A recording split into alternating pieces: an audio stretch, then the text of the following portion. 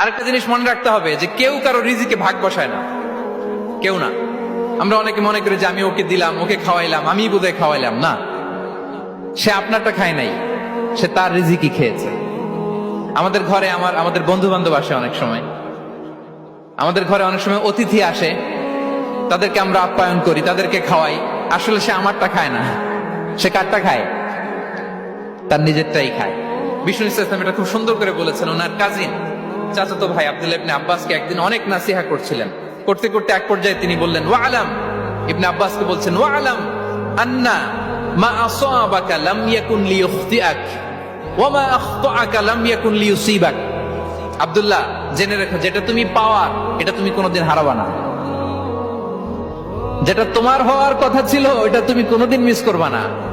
আর যেটা তুমি পাওয়ার কথা না, গোটা বিশ্বের সব শক্তিকে হাতের মুঠোয় আনলেও সেটার দেখা তুমি পাবে না।